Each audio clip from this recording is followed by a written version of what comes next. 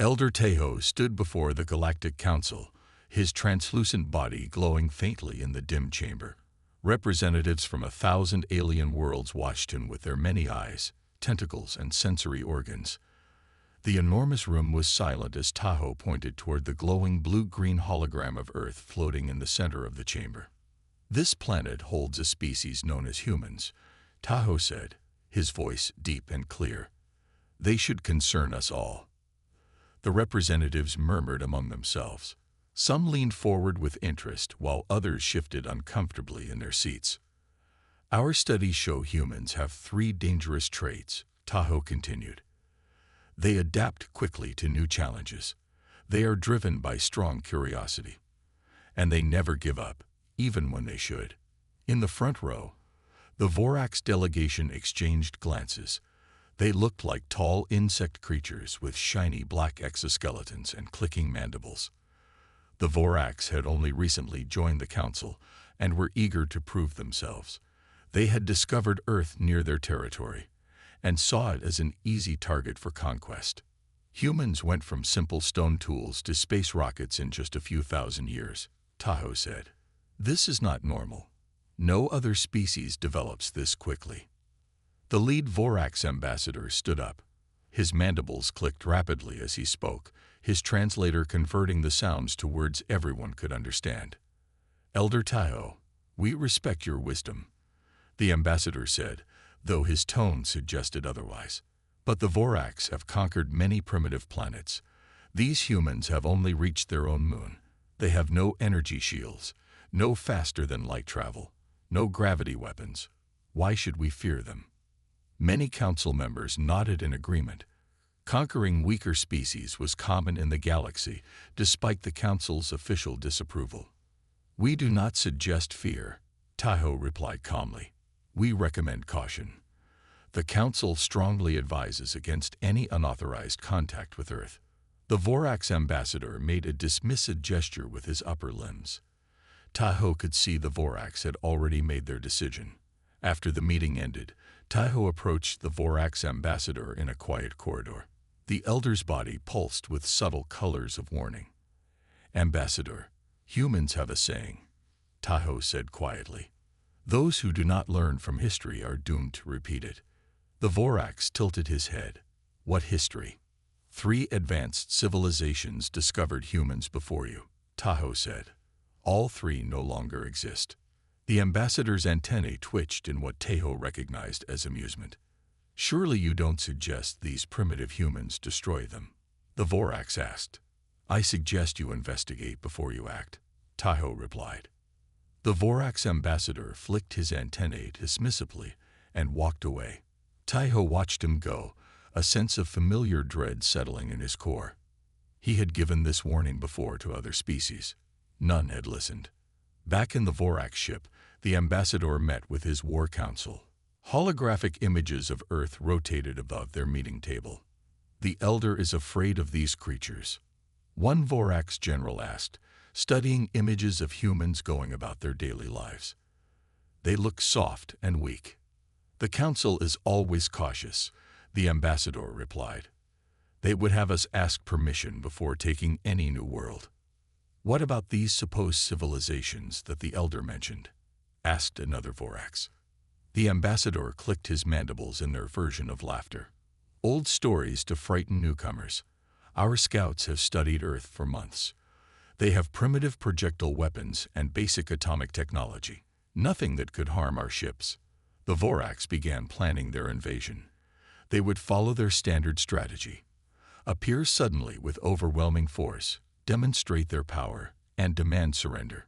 Most species gave up immediately when faced with superior technology. Meanwhile, in his private chambers, Elder Tejo reviewed historical records that were restricted to High Council members.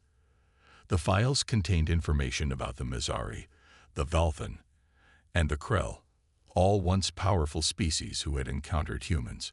All 3 had disappeared mysteriously after attempting to conquer Earth. The common pattern troubled him. Each species had reported initial success, followed by silence, then desperate calls for help before all communication ceased. The council had investigated each time, but found only destroyed fleets and no survivors to explain what had happened. What made humans so dangerous? They weren't physically impressive, no natural weapons, average strength, and fragile bodies. Their technology was always inferior to their attackers.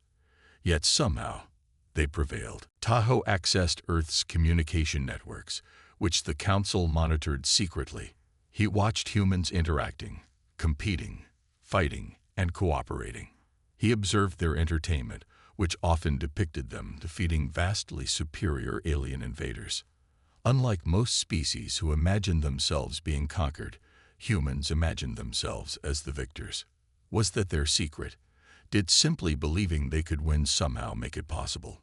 Tahoe sent an urgent message to the Vorax ambassador with data from the previous encounters, hoping concrete evidence might convince them to reconsider. The ambassador never responded. 3 days later, the Vorax battle fleet departed for Earth. 50 ships, carrying enough firepower to reduce a planet's surface to molten slag. As he watched them go, Elder Tahoe wondered if it would be enough. History suggested it would not be. He opened a new file on the Council records and began to write. The Vorax Confederation has initiated unauthorized contact with Earth, despite explicit warnings. Based on previous patterns, we should prepare for another investigation and likely admission of human representatives to the Council within 1 standard year. Then he closed the file and waited for the inevitable. The Vorax warships appeared above Earth suddenly, their massive hulls blocking the stars as they positioned themselves around the planet. 50 ships, each larger than the biggest human aircraft carrier, moved into a perfect formation with their main vessels hovering above major cities. Captain Juwu stood in the underground command center of the United Earth Defense Force, her eyes fixed on the main screen. The lunar monitoring station had detected the alien vessels first, sending urgent alerts seconds before they arrived. Now everyone watched as the impossible became reality. Humanity was no longer alone in the universe. "Are those really alien ships?" asked a young lieutenant, his voice barely above a whisper. "Yes," Juwu replied simply. She had trained for this possibility her entire career, though few truly believed it would happen. "Alert all defense stations worldwide." Battle stations. The room burst into activity. Alarms sounded across all military bases on Earth. Pilots rushed to fighters that would be useless against such advanced technology. Submarine commanders waited for orders, knowing their vessels were now the only weapons that might survive the first minutes of battle. "Captain, they're broadcasting something," said Minjin, the communications officer. His fingers moved quickly across his console as he worked. "It's on all frequencies, radio, television, internet, everything. Our translation software is trying to process it." The message appeared on screens worldwide simultaneously. The translation wasn't perfect, but the meaning was unmistakable. "Humans of Earth, we are the Vorax Confederation. Your planet is now under our control. Your technology is primitive. Your weapons are useless. You have 48 Earth hours to surrender all governance to Vorax authority.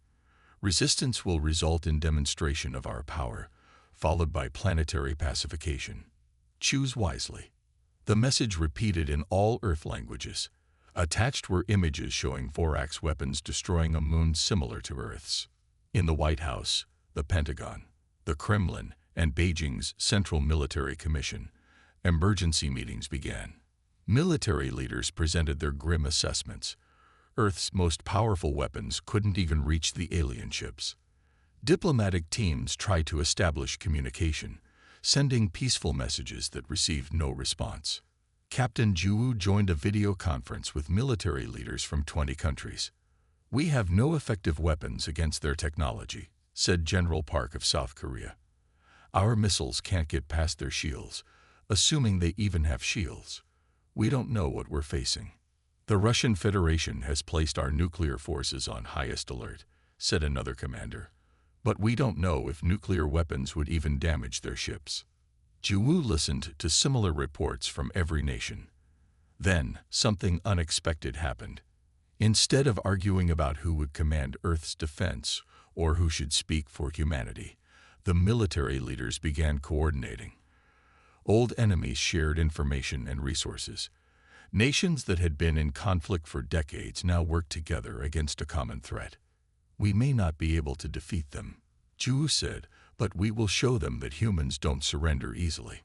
Similar unity spread among civilians. Instead of the panic and riots the Vorax expected, humans organized.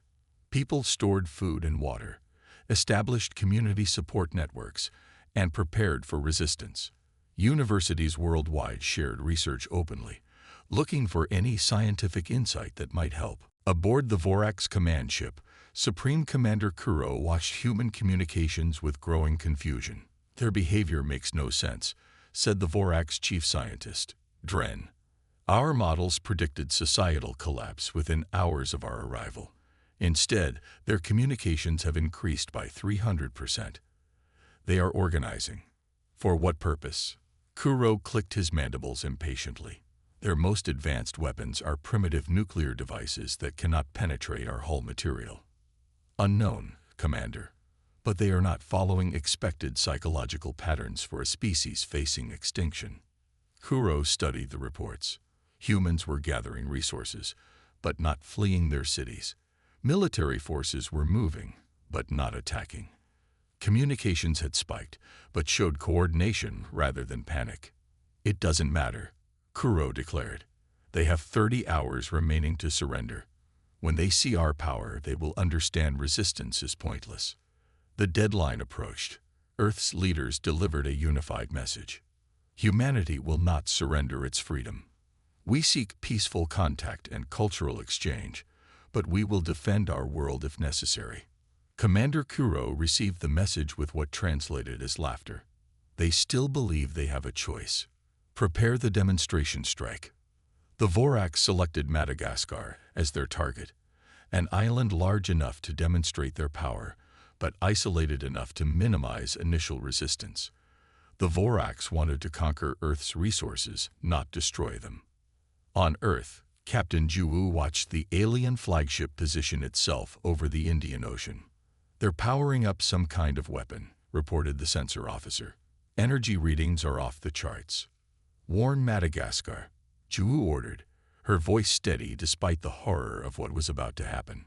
"Complete evacuation is impossible, but get as many people to shelters as possible."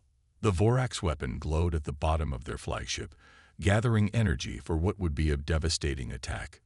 In these final moments before the demonstration, humans did not break. Across the world, people stood together, watching screens showing what might be the beginning of the end. In the command center, Juwu and her team continued working, looking for any weakness, any hope.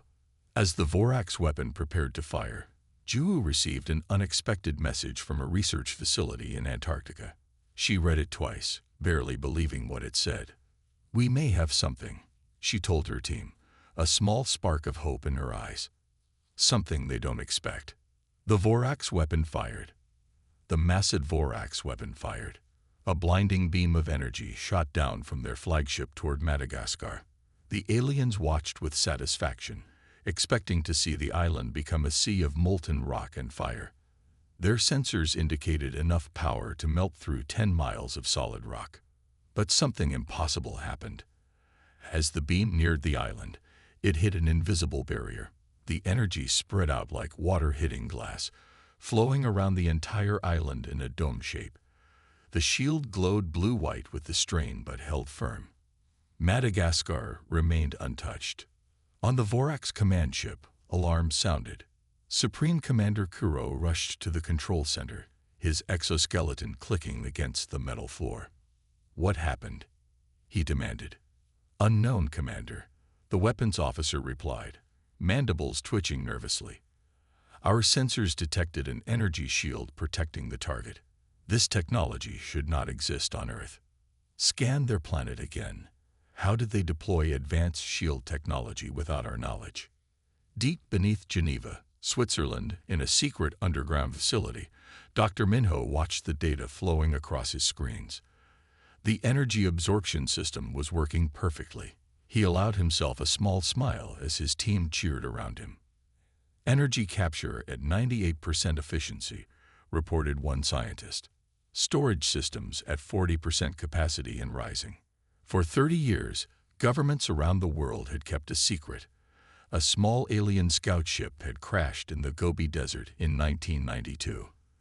The craft was badly damaged, but its technology was beyond anything humans had ever seen. Scientists from rival nations had worked together in secret, trying to understand the exotic materials and physics. They had made progress but couldn't generate enough power to activate the most promising technologies. Until now. Dr. Minho pressed a button on his console, opening a channel to Captain Jiwoo. "Captain, the shield worked. We're capturing their energy and storing it. Each attack makes us stronger." Jiwoo's face showed on his screen. "How long until we have enough power for Phase 2? "At current collection rates, 3 more attacks should do it." In orbit, the confused Vorax prepared to attack again. Their behavioral scientists had no explanation for the shield. Their technology scanners showed nothing that could explain it. It was as if the shields had appeared from nowhere. "Target their largest cities," Commander Kuro ordered. "New York, Tokyo, London, Beijing. Full power." 4 Vorax ships positioned themselves and fired simultaneously. Massive energy beams struck toward Earth's most populated areas. Again, the impossible blue-white shields appeared, protecting each target. Around the world, buried beneath major cities and in remote locations, human engineers monitored energy collection arrays. These devices, based on the crashed alien ship's technology, didn't block the Vorax attacks. They absorbed them. In the Geneva Command Center, Captain Jiwoo watched as the energy storage indicators climbed rapidly. 60%. 70%, 85%, reported the systems officer. "We're approaching maximum capacity." Jiwoo opened a worldwide channel to all defense forces. "Prepare for Phase 2. All units stand by."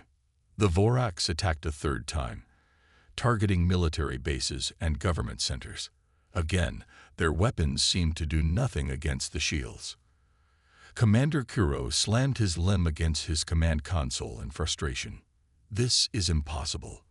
Their species cannot have developed this technology so quickly." His science officer approached cautiously. "Commander, we're detecting unusual energy signatures around the planet. The patterns match our own weapons, but they're being redirected somehow." Before Kuro could respond, new alarms sounded throughout the ship. "Energy spike detected from Earth's surface." The sensor officer called out. "Multiple sources, targeting our fleet." From 50 locations around Earth, beams of energy shot upward. But these weren't human weapons. They were the Vorax's own energy signatures, captured, reconfigured, and fired back at them. The beams struck with perfect accuracy, focusing on 3 Vorax ships near the rear of the fleet. The Vorax shields, designed to withstand known weapons, failed completely against their own energy signature. 3 massive ships erupted into balls of plasma and debris.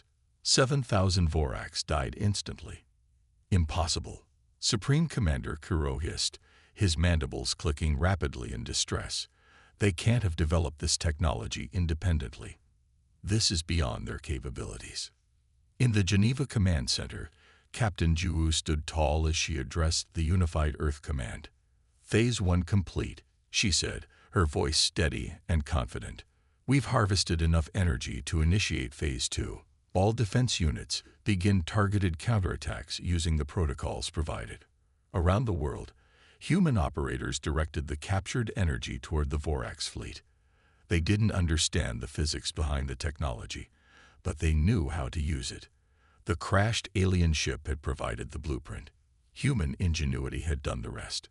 Dr. Minho studied the data from the first counterattack. "Captain, their shields can't stop their own energy signatures. We found their weakness. How many ships can we target with our current power levels?" Jiwoo asked. "At least 15 before we need to capture more energy. But we'll need them to attack us again to recharge." Jiwoo smiled. "I don't think that will be a problem. The Vorax don't seem like the type to retreat after one setback. Above Earth, the Vorax fleet was in chaos. They had expected an easy conquest against primitive natives. Instead, 3 ships were destroyed, and the humans were using technology that should have been centuries beyond their development. How did they do this? Commander Kuro demanded of his science team. Scan their planet again. Find the source of this technology. The chief scientist worked frantically at his console. Commander, I'm detecting unusual materials at their weapon launch sites. The composition matches our own technology. That's not possible unless... Kuro stopped, a terrible realization forming. Humans hadn't developed the technology on their own. Somehow, they had gotten hold of Vorax technology, or something similar. They had studied it, adapted it, and were now using it against its creators. As the Vorax prepared their next attack, Captain Juwu and her team were already planning Phase 3. They had survived the first attack. Now they would show the Vorax that humans were not easy prey. They thought we would surrender, Juwu told her officers. Instead, we're going to take the fight to them. The Vorax invasion fleet hung in Earth orbit, but they were no longer the hunters. 20 of their 50 ships had been destroyed. The rest stayed in defensive formations, their weapons ready but rarely used. They're afraid to fire on us now, Admiral Juwu said, studying the holographic display showing the alien positions. 1 month had passed since the first attack, and everything had changed. She stood in the new command center built inside an old mountain. Around her, humans and captured Vorax technology worked together in ways no one could have imagined weeks earlier. Engineers had taken apart damaged Vorax ships, learning their secrets and combining them with human designs. Admiral, the first prototype ship is ready for your inspection, reported Colonel Dongyun. Juwu followed him to a massive underground hangar where the strangest ship on Earth waited. It wasn't the sleek silver of Vorax vessels, nor was it the utilitarian design of human spacecraft. This ship combined both approaches into something new, a dark gray hull with blue energy lines running through it. We call it Phoenix, Dongyun explained. It has Vorax propulsion systems, but human navigation controls. We've installed 10 energy collectors that can absorb and redirect Vorax weapons. Juwu walked around the ship, marveling at how quickly humans had adapted. How many more can we build? 5 more are under construction now. We'll have a fleet of 20 within 2 months. 2 months might not be enough. The Vorax had called for reinforcements after their initial defeat. Those ships would arrive soon. The ship is ready for its first mission, Dongyun said. We've selected the crew, our best pilots, scientists, and linguistic specialists. Linguistic specialists? Juwu asked. Yes, Admiral. This isn't just a warship. It's an intelligence vessel. We need to understand our enemy better. 3 days later, Phoenix looked away from Earth, using Vorax stealth technology to avoid detection. Juwu commanded the mission herself, leading a crew of 30 specialists. Their goal wasn't to attack, but to learn. The ship approached a damaged Vorax vessel that had retreated to the far side of Mars. Using captured access codes, they connected to the Vorax communication network. "We're in," said Suman, the lead communication specialist. Her fingers moved across the alien interface they had adapted for human use. "I'm downloading their central database now." For hours, the team worked silently, collecting everything they could from the Vorax network. Language patterns, cultural information, scientific data, and most importantly, details about something called the Galactic Council. They violated Council regulations by attacking us, Suman explained as she translated the documents. The Council warned them not to contact Earth, but they ignored it. "So there's a galactic government out there?" Juwu asked. "More like a federation of advanced species. The Vorax are new members, eager to prove themselves by claiming new territories. Can we contact this council?" "Not directly, but..." Suman hesitated. "The Vorax reinforcement fleet will include a council observer. They're concerned about the situation.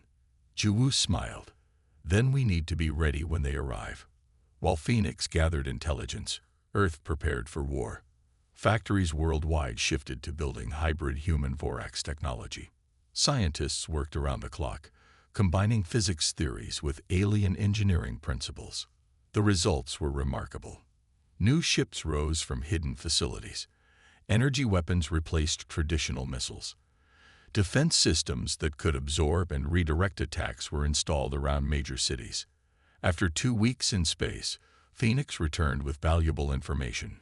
Juwu presented their findings to Earth's Unified Defense Council.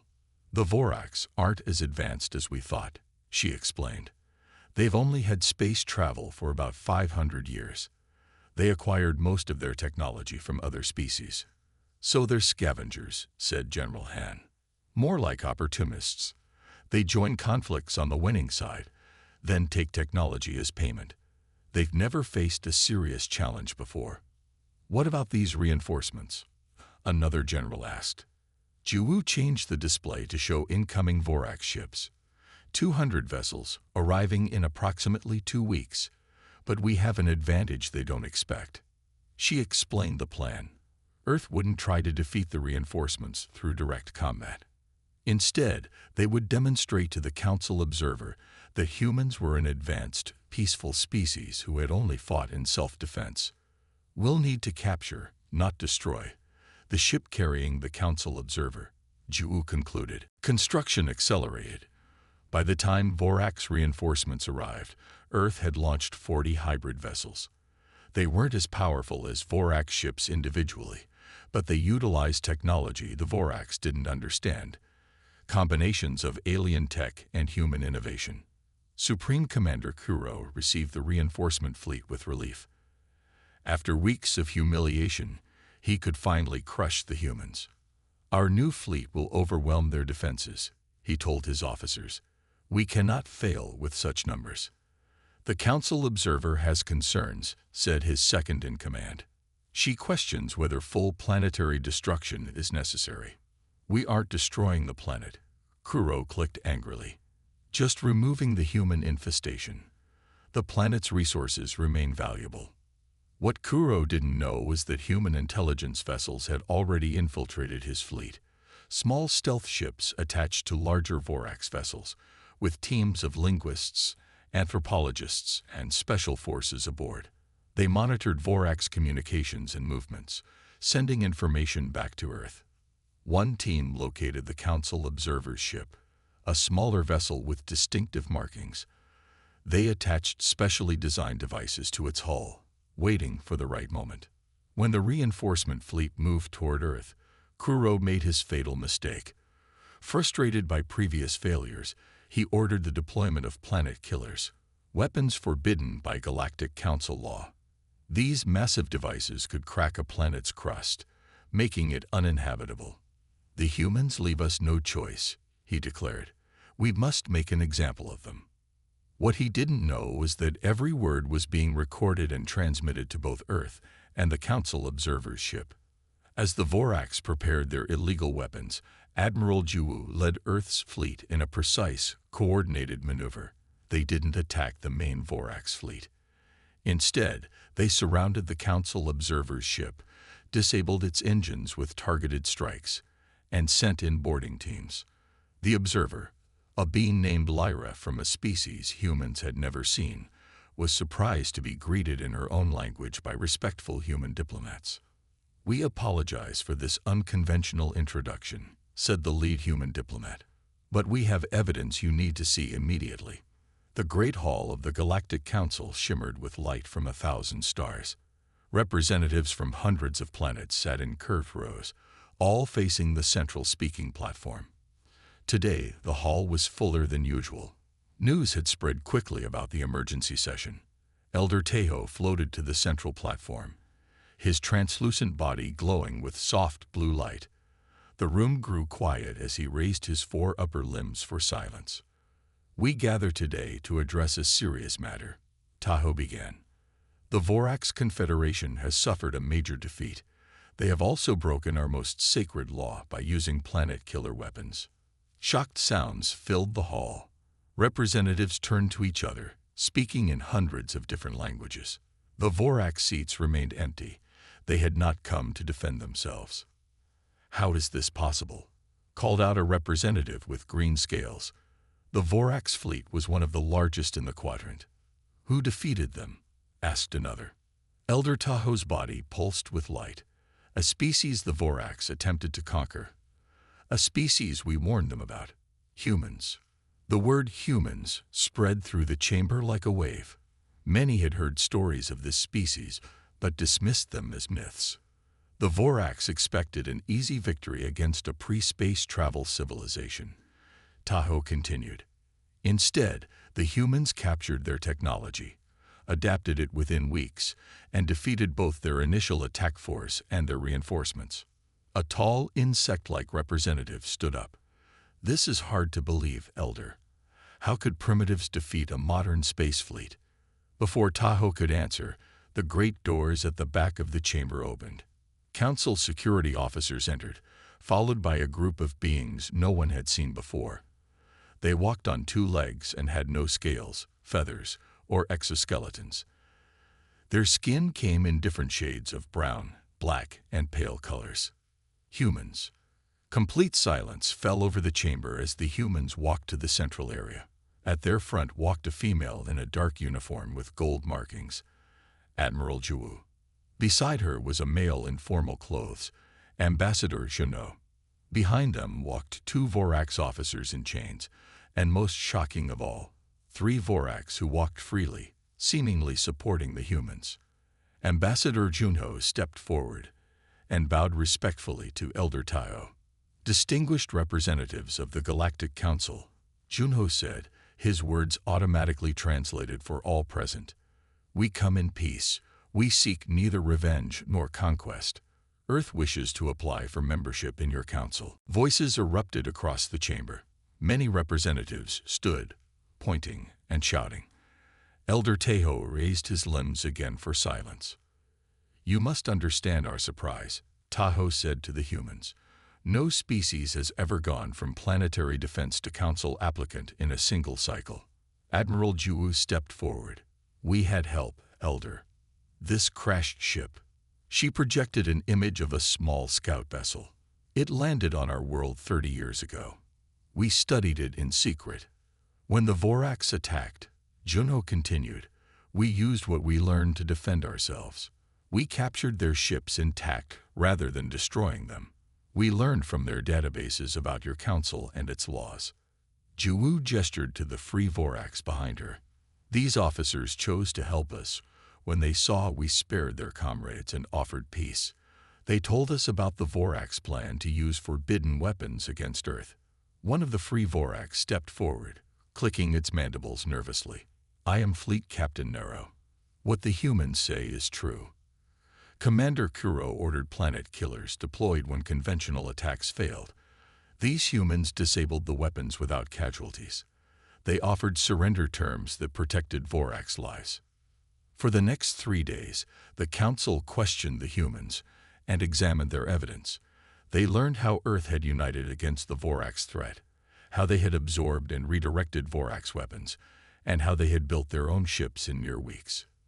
"Most impressive," said the representative from Sindler, "a highly advanced world. But what do you offer the council besides military prowess?" Ambassador Juno smiled. "Art, music, philosophy, mathematics. But most importantly, a new perspective. We are young as a species, but we learn quickly. We adapt. We see problems differently." To demonstrate, the humans showed how they had modified Vorax technology, making it more efficient in ways the Vorax themselves had never considered. On the final day, Elder Tahoe addressed the council before the membership vote. "We warned the Vorax about humans," he said, "but I failed to fully explain why. Humans are dangerous not because they are violent, though they can be, but because they change everything they touch." He gestured to the free Vorax standing with the humans. "Their greatest strength is not their adaptability or their technology, but their capacity to turn enemies into allies. The Vorax who stand with them now fought against them weeks ago. The vote that followed was decisive. Earth would become the newest member of the Galactic Council. As the decision was announced, representatives from a dozen worlds approached the humans, eager to establish diplomatic relations. Ambassador Junho whispered to Admiral Juwu, "This is just the beginning, isn't it?" Juwu nodded. "Humanity has always dreamed of reaching the stars. Now we're here, and we have so much to learn." As the humans prepared to return to Earth with news of their acceptance, Elder Teho approached them privately. "You handled this situation with wisdom beyond your years as a species," he said. "You could have destroyed the Vorax fleet entirely. Instead, you chose restraint and diplomacy." "War is costly," Juno replied simply. "Peace benefits everyone." Tahoe's body rippled with colors that suggested amusement. "I told the Council we should be cautious about humans. Perhaps I should have warned us all about something else. Your capacity to surprise." As the humans departed, word of their unusual entry into galactic politics spread quickly. Across the galaxy, species who had never heard of Earth now discussed these newcomers with a mixture of interest and concern. The humans had arrived on the galactic stage not as conquerors but as something far more significant, agents of change. And the galaxy would never be the same.